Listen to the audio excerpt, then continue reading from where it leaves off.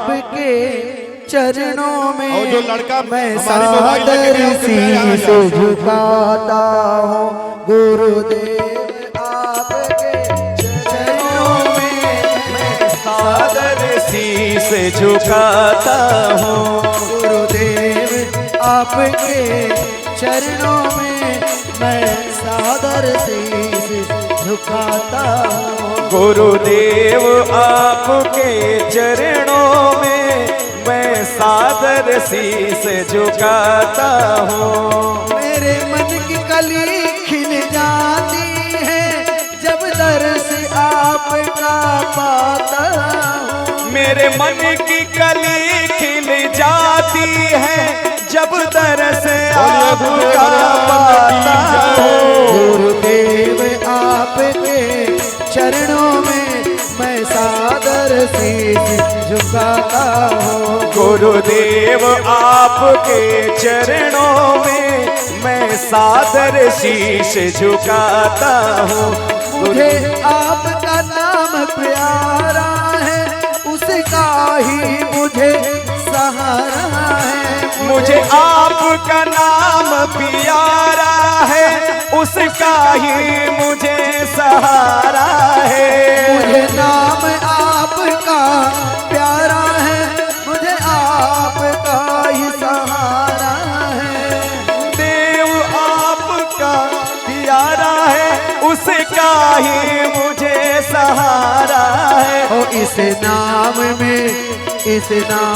में ऐसी शक्ति है जो चाहता हूँ सो पाता हूँ इस नाम में ऐसी शक्ति है जो चाहता हूँ सो पाता हूँ गुरुदेव आपके चरणों में मैं सत सत शीश झुकाता हूँ गुरुदेव आपके चरणों में मैं सत सत शीश झुकाता हूँ गुरुदेव तपस्वी राजा तुम राजों के महाराजा हो गुरुदेव तपस्वी राजा हो तुम राजा के महाराजा हो मैं एक मूढ़ सा दास तेरा कुछ चाहते हुए शर्माता हूँ मैं एक मोड़ सा दास तेरा कुछ चाहते हुए शर्माता हूँ गुरुदेव आपके चरणों में मैं सादर शीश झुकाता हूँ गुरु चरणों में है अर्ज यही दासों ने दाप की शरण यही गुरु चरणों में है अर्ज यही दासों ने आपकी शरण लई मेरा मानव जन्म सफल होवे श्री चरणों से यह चाहता हूँ मेरा मानव जन्म सफल होवे श्री चरणों से यह चाहता हूँ गुरुदेव आपके चरणों में मैं सादर शीश झुकाता हूँ गुरुदेव आपके चरणों में मैं सादर शीश झुकाता हूँ कहाँ चालू बोले आप सभी भक्तों से निवेदन है कि गुरु जी महाराज की आप सभी लोग अपने स्थान पर बैठ जाइए गुरु जी आप सभी लोग महाराज अपने स्थान पर बैठ जाइए गुरु जी महाराज की आप सभी भक्तजनों से निवेदन है अपने अपने स्थान पर बैठ जाइए हेलो सभी लोग अपने अपने स्थान पर बैठ जाइए शांति बनाइए धैर्य का परिचय दीजिए अनुशासित तरीके से रहिए आपके सम्मुख व्यासपीठ पर विराजमान विश्वविख्यात श्री अड़गड़ान स्वामी जी के परम शिष्य हमारे गांव के लोगों की बहुत बड़ी जिम्मेदारी है मंच पर हमारे महाराज श्री के साथ कुछ भक्तगण हैं आपके ही गांव के अगल बगल के हमारे बाहर से आए हुए अतिथि हैं यह बहुत बड़ी आपकी जिम्मेदारी है कि मंच पर कोई ना आने पावे और आप जहां भी हैं वहीं बैठ जाइए और दिव्य दर्शन कीजिए, दिव्य भक्ति मिलेगी और वो भक्ति मिलेगी जिससे आप धन्य हो जाएंगे। बैठ जाइए, बैठ के जब बैठेंगे तो मैं निवेदन करूंगा महाराज श्री से कि अपने मुखार बिंदुओं से अमृत की वर्षा करेंगे और आप जब श्रवण करेंगे तब जाके आपको लाभ मिलेगा। खड़ा होकर लाभ मिलने का काम नहीं होगा। आराम से बैठ जाइए। मुलायम जी देख रहे हैं, आप बीडीसी हो ना, बैठाओ सबको। अब देख रहा हूँ, सबको देख रहा हूँ, क्या कर। बिजभान जी बैठाइए, राधे बाबा जी को कहीं उचित स्थान दीजिए। महेंद्र गिरी जी हम देख रहे हैं, सब लोग बैठिए। हमारे गांव के सम्मानित लोग सब बैठिए, तत्काल बैठ जाइए, कार्यक्रम आगे अब बढ़ेगा। महाराज श्री के मुखार बिंदुओं से आप श्रवण करना चाहते हैं, लाभ लेना चाहते हैं, जिंदगी को धन्य करना चाहते हैं, परिवार की बीमारी खत्म करना चाहते हैं, नौकरी लेना चाहते हैं, बिटिया की शादी करना चाहते हैं, निरोग रहना चाहते हैं तो बैठ जाइए। मैं कह रहा हूं इस मंच के माध्यम से, बैठ जाएंगे तो धन्य हो जाएंगे, आप आगे बढ़ जाएंगे। सौरभ जी बैठाइए लोगों को। अब हम निवेदन करना चाहते हैं परम आदरणीय वकील साहब, जिनके वजह से, जिनके प्रेम से, जिनके भाव से, जिनके अथक प्रयास से यह कार्यक्रम 7 दिनों तक चला है, जिसमें आपका बहुत बड़ा सहयोग है, बहुत बड़ा सहयोग है। बगैर आपके सहयोग का इतना बड़ा कार्यक्रम नहीं हो पाता। मैं जगदीश सिंह मास्टर साहब को बधाई देना चाहता हूं, कमेटी के लोगों को बधाई देना चाहता हूं। अनुरत महाराज जी के आशीर्वाद से ये बच्चे अथक प्रयास करके इस कार्यक्रम को यहां तक पहुंचाए हैं। शांत रहिए।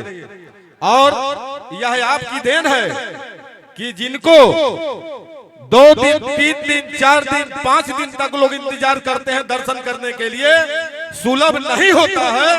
धन्य है गांव बर्दीसड़ा की जनता, मठिया की जनता, सिदासीपुर, देवरापुर, बेरना, महेशी।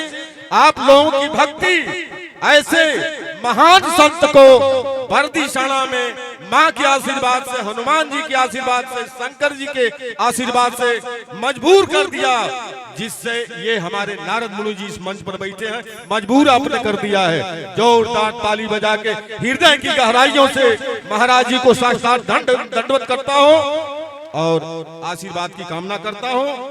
आपके मुखार बंधुओं से हम 2 शब्द जानना चाहते हैं। धन्यवाद।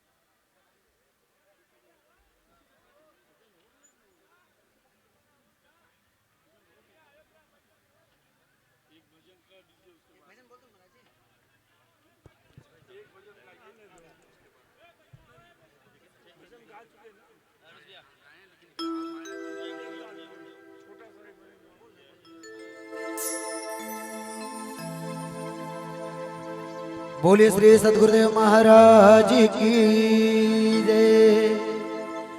सारे तीर्थ धाम आपके चरणों में, हे गुरुदेव प्रणाम आपके चरणों में। सारे तीर्थ धाम आपके चरणों में, हे गुरुदेव प्रणाम आपके चरणों में। चरणों में सारे तीर्थ धाम आपके चरणों में, हे गुरुदेव प्रणाम आपके चरणों में।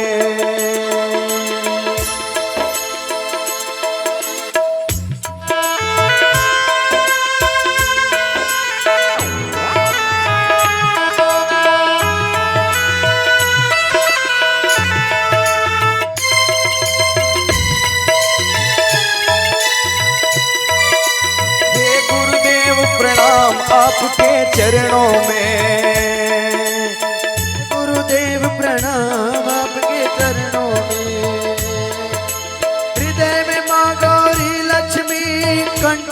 शारदा माता है, कंठ शारदा माता है। जो भी मुख से वचन कहे वो वचन सिद्ध हो जाता है, वो वचन सिद्ध हो जाता है, वो वचन सिद्ध हो जाता है। हृदय में माँ गौरी लक्ष्मी जी कंठ शारदा माता है, कंठ शारदा माता है। जो भी मुख से कहे वचन वो वचन सिद्ध हो जाता है, वचन सिद्ध हो जाता है, वो वचन सिद्ध हो जाता है। हे गुरु ब्रह्मा हे गुरु विष्णु, हे गुरु ब्रह्मा हे गुरु विष्णु, हे शंकर भगवान आपके चरणों में। हे गुरुदेव प्रणाम आपके चरणों में। चरणों में सारे तीर्थ धाम आपके चरणों में। हे गुरुदेव प्रणाम आपके चरणों में।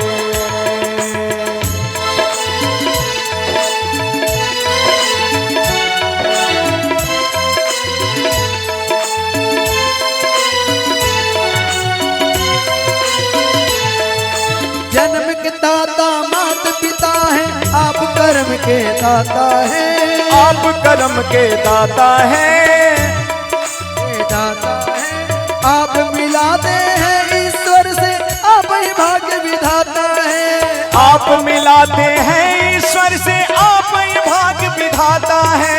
जन्म के दाता मात पिता है, आप कर्म के दाता है, जन्म के दाता मात पिता है, आप कर्म के दाता है। आप मिलाते हैं ईश्वर से, आप ही भाग्य विधाता है, आप मिलाते हैं ईश्वर से, आप ही भाग्य विधाता है। दुखिया मन को रोगी तन को, दुखिया मन को रोगी तन को मिलता है आराम आपके चरणों में। हे गुरुदेव प्रणाम आपके चरणों में। चरणों में सारे तीर्थ धाम आपके चरणों में। हे गुरुदेव प्रणाम आपके चरणों में।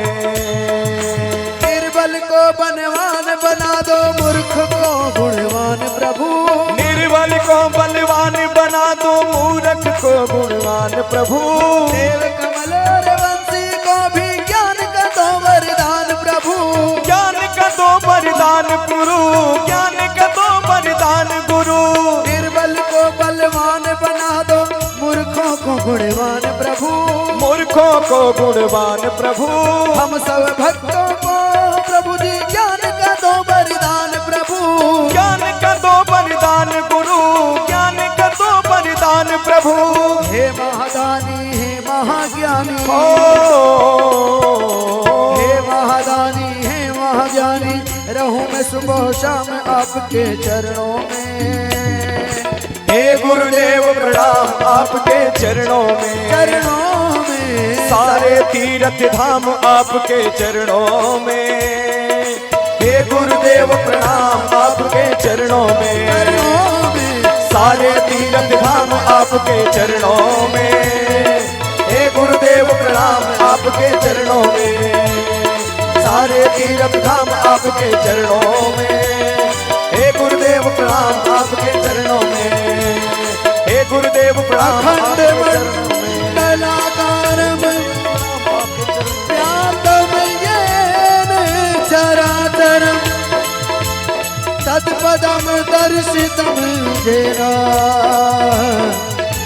तस्मै श्री गुरुवे नमः।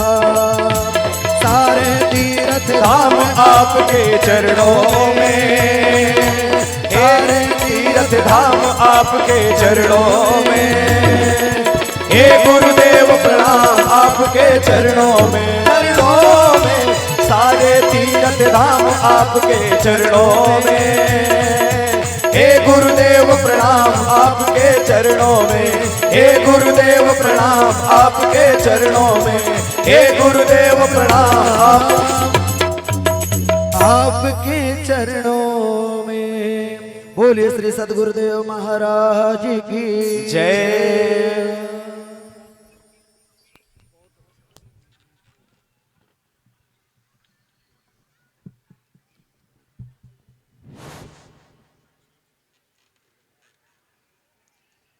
बोलो गुरुदेव भगवान की जय बोले शंकर भगवान की बोले हनुमान जी महाराज की श्री दुर्गा माता की। जैसा कि यहाँ पर अभी नवनिर्मित मंदिर का निर्माण हुआ, उसके उपलक्ष्य में आयोजित इस कार्यक्रम में सभी लोग उपस्थित हैं और ये पूरे ग्रामवासी लोग इसमें अथक परिश्रम करके श्री वकील साहब काफी बार निवेदन किए और इसलिए हमको भी आना पड़ा। ये हमारे भारतवर्ष की ही ऐसी संस्कृति है, ऐसी सभ्यता है जो कि विश्व में ऐसी पर सभ्यता कहीं नहीं पाई जाती है। जितने भी मंदिर हैं, गुरुद्वारे हैं, आस्था के ये सब केंद्र हैं, यहाँ से सबको प्रेरणा का स्रोत मिलता है, कल्याण का मार्ग प्रशस्त होता है और हमारे भारतवर्ष की बहुत बड़ी आस्था है। मंदिर और जितने भी इस तरह के धार्मिक स्थल हैं और सभी महापुरुष जन, शास्त्र जन एक ही प्रकाश डालते चले आ रहे हैं कि कण कण में व्याप्त एक ईश्वर ही पूजनीय है और इसका उदाहरण भारत में पूरे विश्व में सबसे बड़ा है और हमारे भारत में ही ऐसे ऐसे संत मुनि महात्मा तपस्वी हुए जो सबको अनवरत कल्याण का मार्ग बताते चले आ रहे हैं। उस कल्याण का मार्ग हृदयंगम करने के लिए, उस पथ पर चलने के लिए हमारे अंदर पात्रता होना चाहिए। वह पात्रता है श्रद्धा का, भाव का, विश्वास का, समर्पण का। जे संबल श्रद्धा रहित नहीं संतन कर साथ, अर्थात जिसके पास श्रद्धा का संबल नहीं है, जो संतों का संग नहीं किया है, उसके लिए यह पथ कठिन है, दुरूह है। किंतु जब हम ऐसे महापुरुष की शरणागति अपना लेते हैं, टूटी फूटी सेवा में संलग्न हो जाते हैं, उनके द्वारा बताए गए साधन पथ पर चलना आरंभ कर देते हैं, तो वही साधन, वही कल्याण का मार्ग जो हमें कठिन प्रतीत होता है, सुगम हो जाता है, आसान हो जाता है। गुरु ग्रह पढ़न गए रघुराई, अल्प काल विद्या सब आई। सदगुरुओं की कुल की विद्या को हासिल करने के लिए हमें कोई बाह्य आडंबर की आवश्यकता नहीं है। भगवान कृष्ण ने गीता में स्पष्ट आदेश देते हुए बताया है कि पत्रम पुष्पम फलम तोयम यो में भक्त्या तुमिच्छति तदहम भक्ति प्रयत स्नामी प्रयतात्मनः। भक्ति का शुभारंभ श्री गणेश यही से आरंभ होता है कि हमारे पास जो कुछ भी हो, पत्र पुष्प जल फल, हम उन प्रभु को भक्ति भावना से श्रद्धा के साथ अर्पित करें। भगवान सब कुछ खाते हैं, स्वीकार करते हैं, फल का विधान भी बनाते हैं। भगवान को तो सब पता है कि भक्त को क्या चाहिए, क्या उसकी आवश्यकताएं हैं। सभी आवश्यकताओं की पूर्ति करते हैं। उनको कहीं से चल कर के आना भी नहीं होता, वो तो सर्वत्र कण कण में, जर्रे जर्रे में व्याप्त हैं। जहां उनको भक्त श्रद्धा से, भाव से, समर्पण से याद करता है, भगवान वहीं प्रकट हो जाते हैं। हरि व्यापक सर्वत्र समाना, प्रेम से प्रकट होई मैं जाना। उनके प्रकट होने का एकमात्र तरीका है श्रद्धा, भाव, समर्पण। जब हम संपूर्ण भावना से उनको याद करते हैं तो प्रभु हमारे संपूर्ण योग क्षेम का निर्वहन करते हैं कि भक्त को कहाँ पर कठिनाई है, कहाँ पर खतरा है, उसको उबारते हुए उस कल्याण के पथ पर अग्रसर करा देते हैं। और इसीलिए भगवान कृष्ण गीता में बताते हैं कि इस सृष्टि में न तो कोई मेरा प्रिय है और न तो कोई अप्रिय, किंतु जो मेरा अनन्य भक्त है वह मुझ में है और मैं उसमें हूँ। यही मेरा एकमात्र रिश्ता है, नाता है। प्रायः समाज में बहुत तरह तरह की भ्रांतियां हैं कि अमुक व्यक्ति जघन्य अपराधी है, शूद्र है, क्रूर कर्मी है, पापी है, स्त्री है, पुरुष है, इसे भजन का, भक्ति का अधिकार नहीं है। इन सभी मतों को पीछे छोड़ते हुए भगवान कृष्ण अपना निर्णय देते हैं, अपिचेषु दुराचारो भजते माम अनन्य भाग साधुरेव समन्तव्य सम्यक व्यवस्थितो ही सो। चाहे अत्यंत दुराचारी ही क्यों न हो, यदि वह मेरे सिवाय अन्य किसी दूसरे को न भजता हुआ निरंतर मुझे ही भजता है तो वह साधु ही मानने योग्य है। हुआ नहीं है किंतु उसके हो जाने में कोई संदेह नहीं है, क्योंकि वह दृढ़ निश्चय से लगा है। अतः भजन का, भक्ति का अधिकार मानव मात्र के लिए है, क्योंकि मनुष्य ही यथार्थ निश्चय वाला होता है। अन्य जितनी योनियां हैं एकमात्र भोग भोगने के लिए है। मनुष्य योनि एक ऐसी योनि है, भगवान कृष्ण कहते हैं कर्माणि बंधन मनुष्य लोके। मनुष्य कर्मों का निर्माता है, जिस तरह का वह कर्म करता है उसी तरह का उसके लिए बंधन तैयार हो जाता है। इसलिए मनुष्य को चाहिए कि वह सदैव सत्कर्म करे, भलाई करे, सेवा करे, परोपकार करे, ईश्वर चिंतन में रत रहे, क्योंकि अंत में हम ऐसा कार्य पहले से ही न करें जिससे कि बैठ करके अंत में हमें पछताना पड़े, आगे फिर कुछ रह नहीं जाता। इसलिए भगवान कृष्ण सावधान करते हैं कि जिस पुरुष के द्वारा मन सहित इंद्रियां जीती गई हैं उसके लिए उसी का आत्मा मित्र है, मित्रता के रूप में बरतता है, परम कल्याणकारक होता है। और जिस पुरुष के द्वारा मन सहित इंद्रिय नहीं जीती हुई हैं उसके लिए उसी का आत्मा शत्रु है, शत्रुता के रूप में बरतता है, अधम योनियों का कारण बनता है, पुनरपि जननम पुनरपि मरणम इस परिधि में हमें घुमाता है। इसलिए इन सब से बचने का मार्ग हमें ऐसे संत महापुरुष ही बता सकते हैं जो स्वयं उस भक्ति के पथ पर हैं, उस परमात्मा को प्राप्त कर लिए हैं। इसी अर्धाली को भगवान मर्यादा पुरुषोत्तम श्री राम जब माता शबरी के आश्रम में आते हैं तो शबरी ने अपना परिचय दिया कि भगवान अधम से अधम अधम अति नारी तेहि मैं मतिमंद अघारी।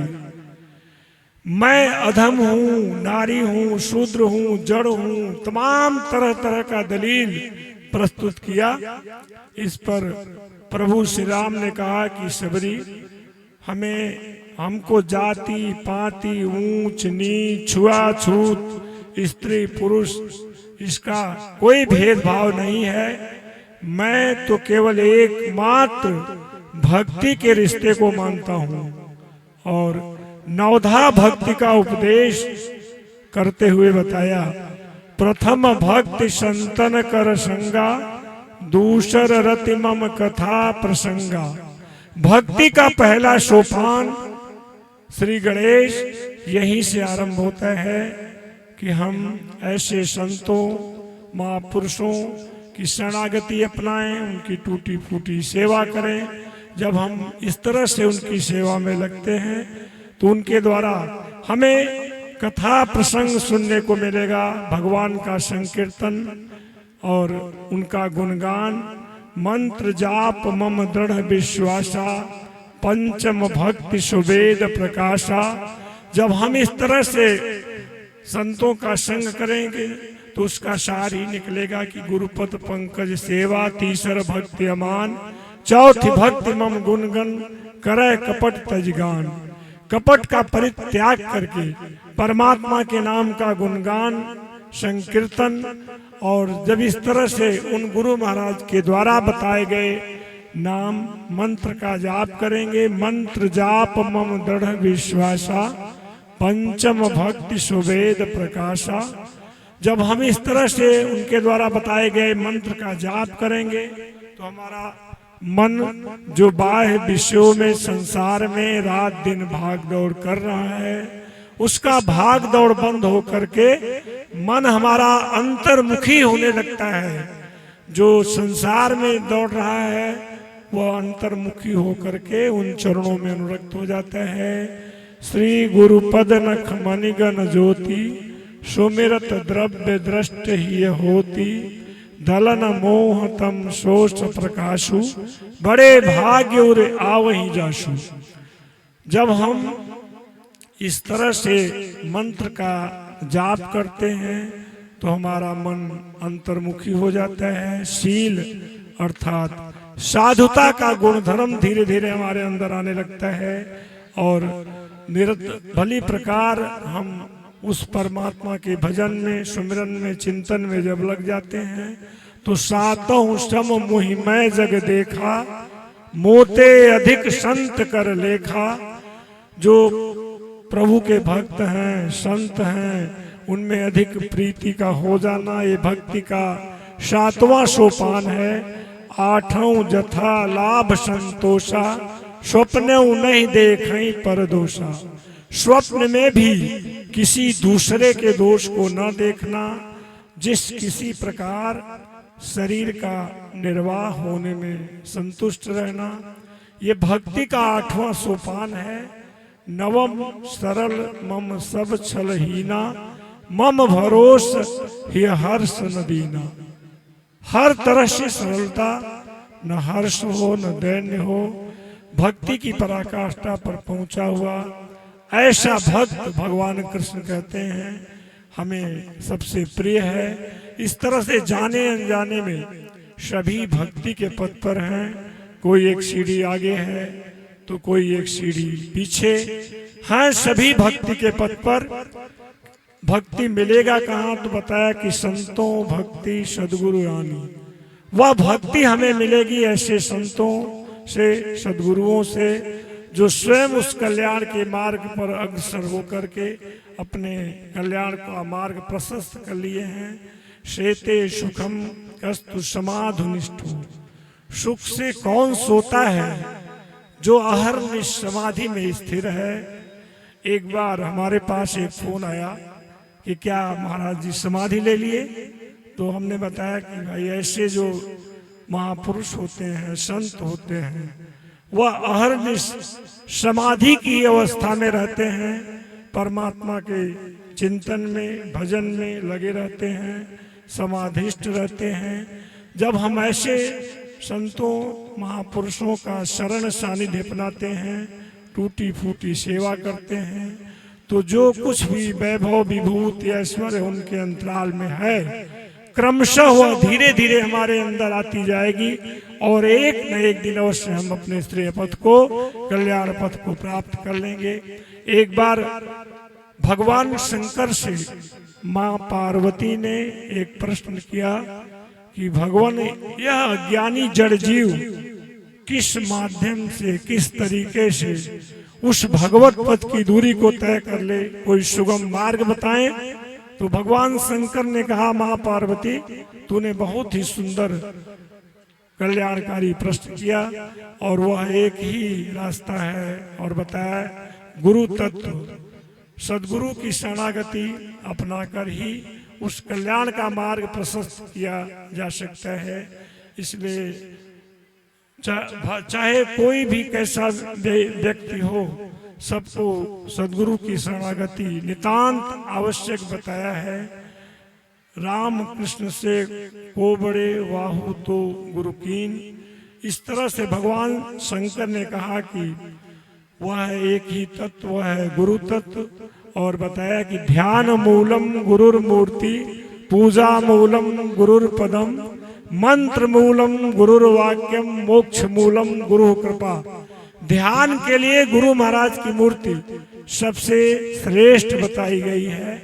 जैसा कि ध्यान का विधान होता है, जिस तरह का व्यक्ति होता है उसके बारे में हम सोचते हैं, स्मरण करते हैं, उस तरह की भावना हमारे अंदर आने लगती है। इसलिए हमें ध्यान करना है ऐसे ज्वलंत महापुरुष का, सदगुरु का।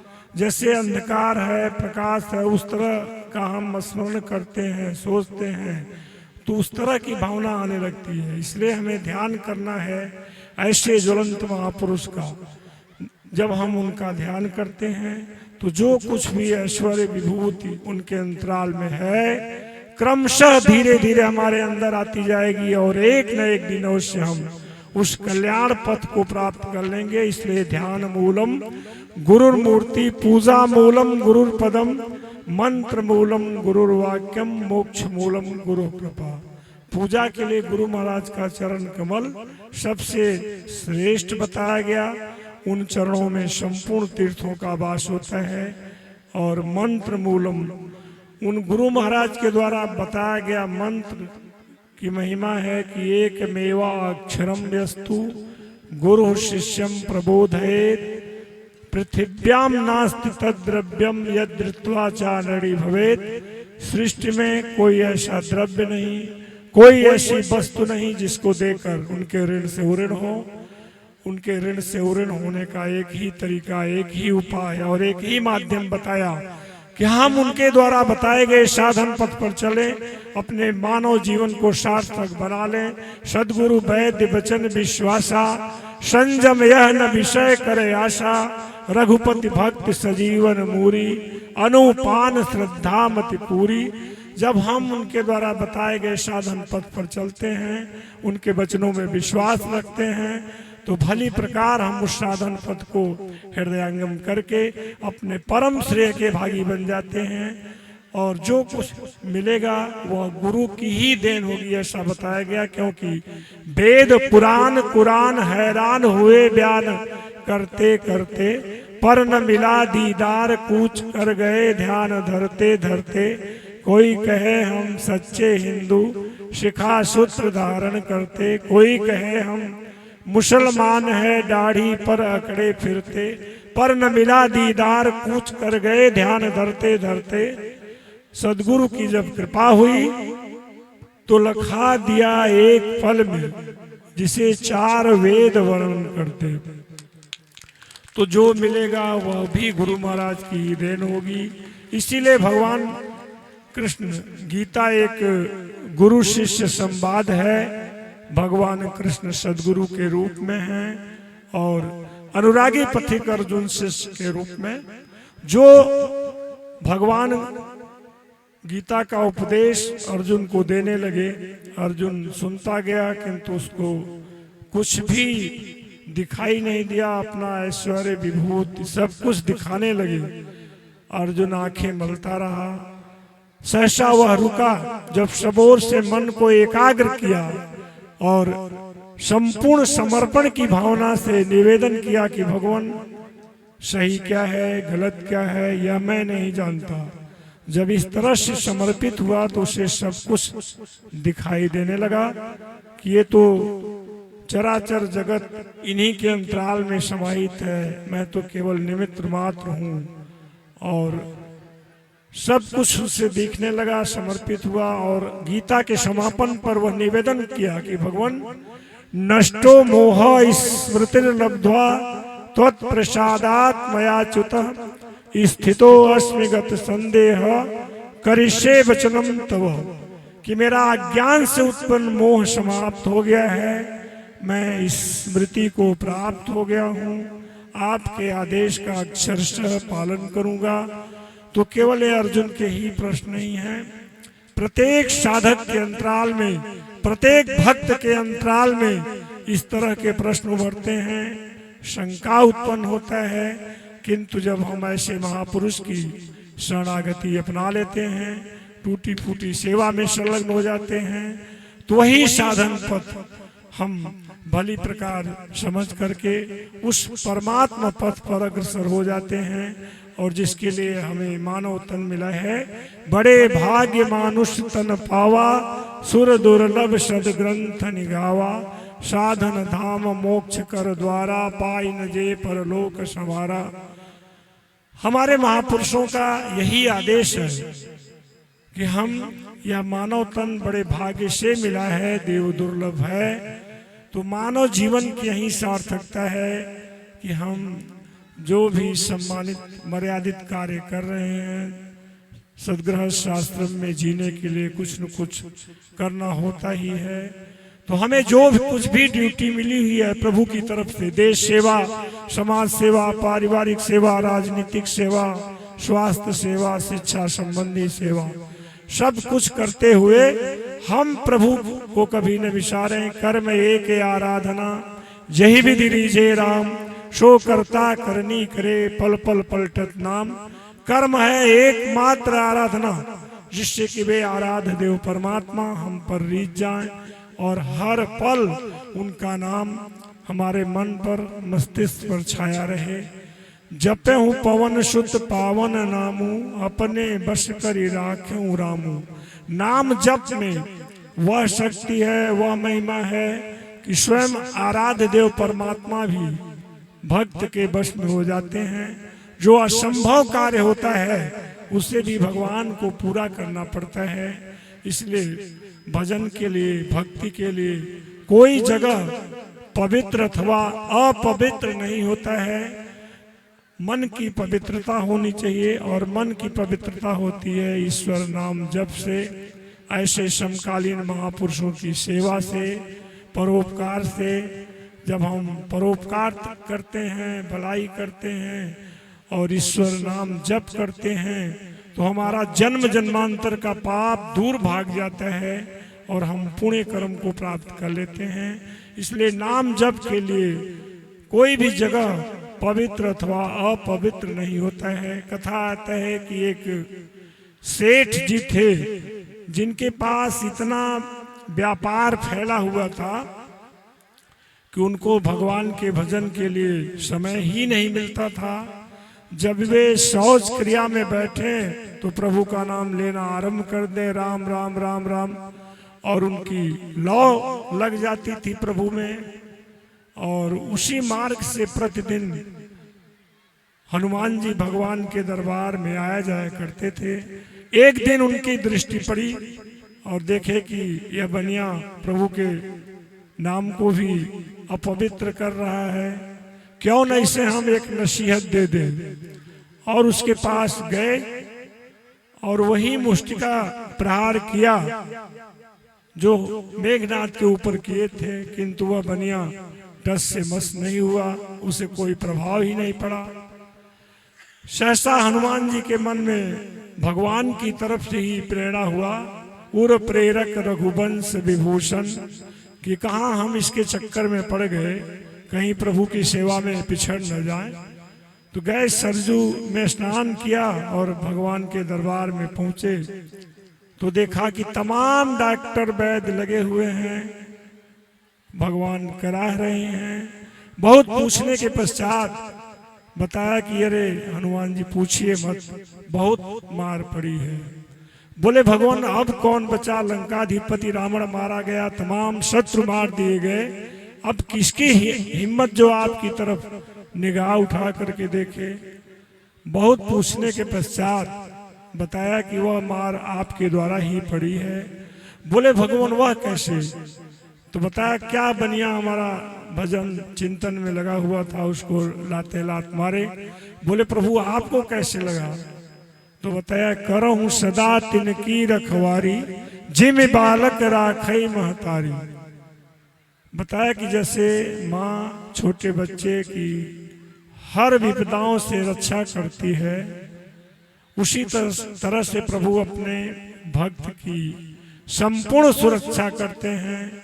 उसे क्या आवश्यकता है, क्या कठिनाई है, संपूर्ण आवश्यकताओं की पूर्ति करते हुए, खतरा से बचाते हुए, उसे कल संपूर्ण उसे जो भी चाहिए सब कुछ उसकी इच्छा की पूर्ति करते हैं। इसलिए परमात्मा यदि परम धाम है तो मेन गेट दरवाजा सदगुरु होते हैं। बिन गुरु भव निधि तरह न कोई, जो बिरंच शंकर सम होई।